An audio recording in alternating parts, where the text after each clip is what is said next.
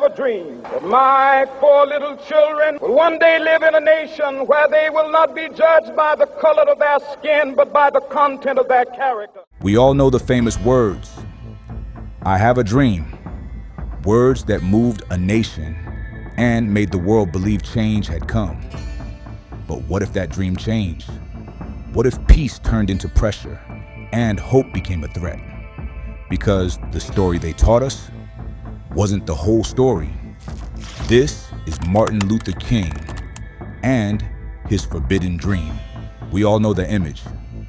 Martin Luther King standing on the steps of the Lincoln Memorial, his voice echoing across the world. He spoke of freedom, of children holding hands, of a country ready to wake up. It was a beautiful moment, the kind of story history loves to remember.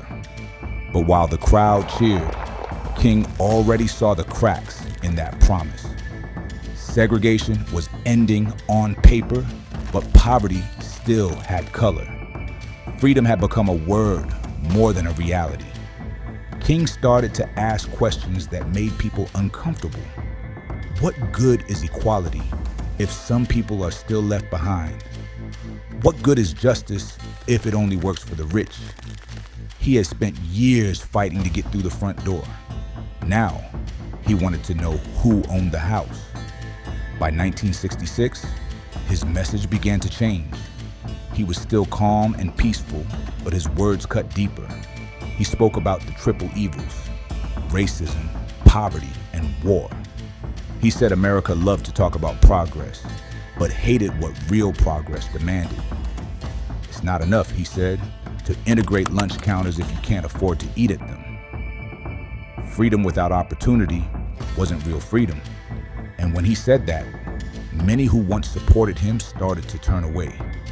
He wasn't just talking about race anymore. He was talking about power and who really had it.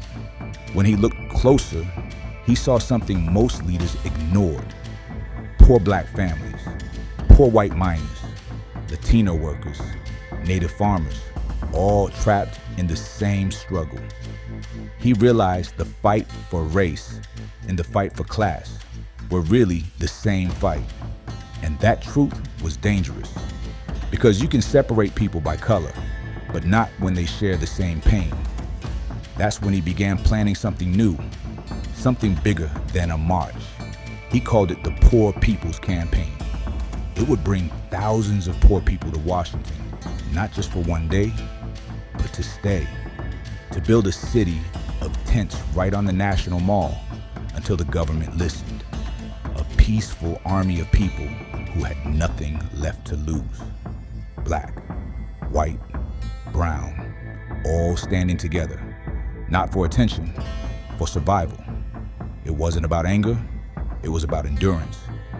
Can you imagine that today? People of every background camping outside the Capitol, refusing to leave until change came? Reporters mocked the idea. Officials called it chaos, but King didn't care. Buses were already being organized from across the country. Families packed what little they had: blankets, pots, children's shoes. They called the camp Resurrection City, a protest that couldn't be ignored because it couldn't go home at night.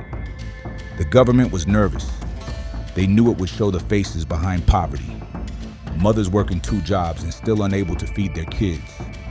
Veterans sleeping under bridges. Children growing up hungry in the richest nation on earth. King wanted America to see itself without excuses. He said, "We're tired of words. We want life." He dreamed of a country that cared more about people than profit.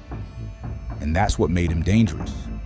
Because that kind of dream doesn't just ask for change, it demands it. Even today, we live in that same struggle. We scroll past poverty instead of facing it. We praise heroes for their courage, but forget the message that cost them everything. We celebrate progress in hashtags and speeches, while the same problems keep repeating in new forms. Different leaders, same silence. Different decades, same divide. Then came the moment that changed everything. April 4th, 1967, Riverside Church, New York. King stood in front of a packed audience and said the words no one expected. "My government is the greatest purveyor of violence in the world today." He was talking about the Vietnam War, but his message went further. Every bomb dropped overseas, he said, was stealing food from the poor at home. Every bomb that falls on Vietnam, he warned, explodes in our cities. That speech cost him everything. Overnight, the headlines turned. He was called unpatriotic, naive, even dangerous. Donors stopped calling. Even friends in the movement told him to stay quiet. But he couldn't, because for him, peace without justice wasn't peace at all. It was silence. He saw how easily the country celebrated his dream but ignored his demands. And maybe that's why his words still matter now. Because even today, we spend more on war than on welfare. Even now, poverty looks the same, just different streets, different faces, different screens. Back then it was Birmingham and Selma. Today, it's Chicago, Jackson, and cities across the world where hope costs more than rent. The times have changed. The struggle hasn't. By 1968, King was tired. Not tired of hope, tired of being ignored. He had become too honest for comfort, too bold for headlines. The FBI called him the most dangerous Negro in America. They followed him everywhere. They listened to his phone calls. They wrote him letters telling him to quit, or worse, but he refused. "If I stop now," he told his wife, "they win twice. First with fear, then with silence." That spring, he went to Memphis, Tennessee. Sanitation workers were on strike. Black men collecting trash for almost no pay, forced to work in unsafe conditions. 2 of them had been crushed in a garbage truck that hadn't been fixed for years. Their protest sign said, "I am a man." 4 simple words, but heavier than history itself. King walked with them through the rain. No big stage, no lights, just the sound of wet shoes and tired voices chanting for dignity.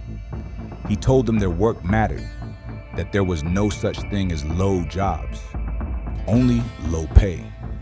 He said, the person who picks up your garbage should earn enough to live where you live. For him, their fight wasn't small. It was the same fight, for fairness, for respect, for life. That night, he gave his final speech. It didn't sound like, "I have a dream." It sounded like a goodbye. He spoke of danger, of death, of the road ahead. "I've been to the mountaintop," he said. "I've seen the promised land. I may not get there with you." It was part sermon, part warning, and it felt like he already knew. The next evening, as the sun went down over Memphis, a single bullet ended his life on the balcony of the Lorraine Motel. And just like that, the dreamer was gone. But the question he left behind never disappeared. What good is a dream if we only celebrate it instead of living it? They told us about the dream that made America proud, but not the one that made America afraid. Because his last dream wasn't about color. It was about conscience. It didn't ask for peace. It asked for accountability. And accountability is never popular. So maybe the question isn't, what was his dream? Maybe it's what happened to ours. Would we still march if no one filmed it? Would we still speak if no one clapped? Would we still stand if it cost us something real? We build monuments to men who begged us to change, and then act like their message was never meant for us. We post the quotes, wear the shirts, love the speeches, but forget the sacrifice. The dream was never meant to comfort us. It was meant to confront us, to wake us, and it still is. If this story moved you, don't keep it to yourself. Share it, speak it, keep it alive. Subscribe for more stories that reveal the truth they tried to erase. This was the last dream.